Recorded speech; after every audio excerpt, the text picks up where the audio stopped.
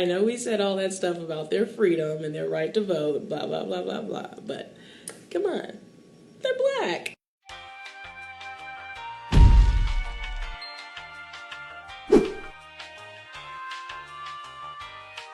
Okay, folks, today's episode is all about voter suppression. This will take a minute, but hang in there with me. Let's get into some history. Voter suppression is a strategy used to influence the outcome of an election by discouraging or preventing a specific group of people from voting, usually in an attempt to reduce the number of voters who might vote against a specific candidate or proposition. Sounds awful, sounds illegal, sounds like cheating, sounds about as American as apple pie. After the United States gained independence, the right to vote was restricted to property-owning white men. No black people, because they were too busy picking cotton, being abused, and not being seen as human, and no women, because they needn't worry their pretty little heads about all that. Between 1865 and 1870, after the Civil War, Reconstruction amendments were added to the Constitution in an attempt to transform a divided United States into a place where everyone actually had the right to life, liberty, and the pursuit of happiness, something our founding fathers forgot. They were the 13th Amendment, which abolished slavery and involuntary servitude except for those convicted of a crime. The 14th Amendment, which addressed citizenship rights and equal protection under the law for all people. And the 15th Amendment, which prohibits discrimination in the voting rights of citizens on the basis of race, color, or previous condition of servitude. This meant that males of all races, regardless of prior enslavement, could vote in some states, provided they owned land, and as late as 1894 were able to hold public office. Yay, now we can all hold hands and sing Kumbaya. False. Women still couldn't vote, and white folks realized that all those newly freed black men really wanted their voices heard. I know we said all that stuff about their freedom and their right to vote, blah, blah, blah, blah, blah, but come on, they're black. So, throughout the rest of the 19th century, state laws and federal court decisions like Plessy versus Ferguson basically said a big fuck you to those amendments and led the way for Jim Crow laws and voter suppression tactics, such as poll taxes, basically having to pay to vote, literacy tests, can you read and write? Well, seeing as though it was literally illegal for me to be taught to read and write in some places for quite some time, because white people felt that if I educated myself, I'd run away, no. And it also should be noted that those tests were purposely made to confuse whoever took them. I took this one straight out of 1964 Louisiana, and I shit you not, I did not pass. I know I'm not the smartest person out here, but damn. You had 10 minutes to take the test, there were 30 questions, and you couldn't get any answers wrong. Some questions included, I am not kidding, spell backwards forwards, print the word vote upside down but in the correct order, and my personal favorite, write every other word in this first line and print every third word in the same line. Original type smaller and first line ended at comma, but capitalize the first word that you write. They may as well have said we got a bridge troll in the back who needs 3 pieces of silver and for you to guess his name. There were also grandfather clauses like, could your granddaddy vote? What black person in 19th century America had a grandfather who could vote? The answer is none. They threw tons of black people in jail because you can't vote if you're a felon. And they even downright murdered people.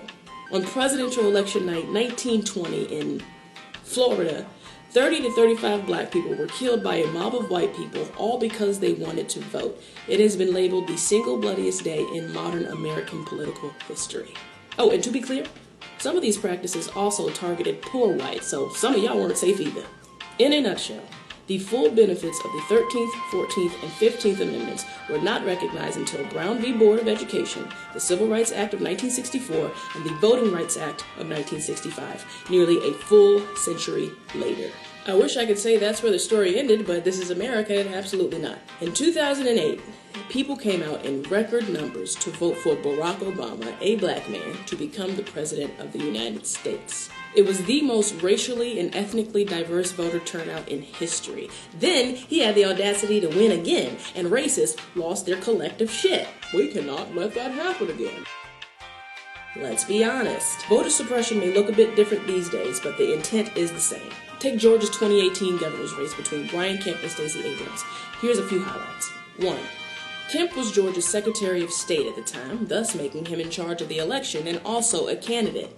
That's like playing in the Super Bowl and the opposing team is also the ref. 2. During his tenure as Secretary of State, he also closed 214 polling places in mostly poor counties with significant black populations. And 3, he utilized the exact match system, where you couldn't miss a hyphen, shorten a name, miss an apostrophe, or else your registration was blocked. So basically, disenfranchisement by typo. Take Michigan. 2 right-wing criminals, Jake Berkman and Jacob Wall, were charged with felonies for orchestrating robocalls targeting minorities. The recorded message falsely claimed that if people voted by mail, their personal information would be shared in a public database used by police departments to track down old warrants, as well as by credit card companies wanting to collect outstanding debt.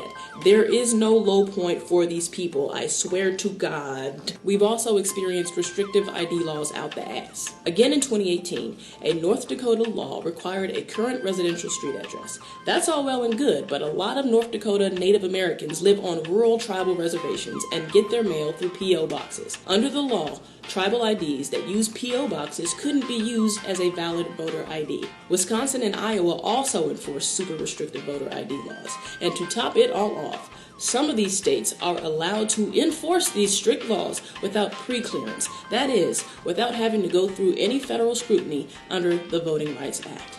Not surprisingly, these laws disproportionately hinder the voting process for poor people and people of color. But why though, you ask? Well, of course these restrictions were put in place under the guise of preventing voter fraud. After his 2016 win, Trump boldly tweeted, "In addition to winning the Electoral College in a landslide, I won the popular vote.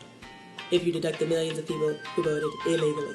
That felt gross. Shockingly, that's a lie. On this side of reality, there is no evidence of widespread voter fraud in the United States, period. Even when limited instances of fraud have been detected, it has been determined that these restrictive laws are a cure worse than the disease. We could get into gerrymandering or even the fact that through Trump-appointed judges, Florida is actively trying to block former felons from voting in the 2020 election, even though they have paid their debt to society. But I don't have the bandwidth, so please do your research. Each of these practices work in tandem with each other to hinder people's votes. And with the ongoing pandemic, the process has been made all the more cumbersome. Not to mention, Donald Trump is trying to cast doubt without facts on the legitimacy of the election as a whole. He wants the American people to fear mail-in voting. Mail-in voting is nowhere near new. Oregon has been voting almost exclusively by mail since 1998. So let's be real. The only valid threat to the election is Donald Trump himself. I don't know what else to fucking say.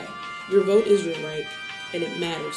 Otherwise, there wouldn't be this much effort throughout history and presently to try and restrict it. So please, make a voting plan and let your voice be heard. Class dismissed.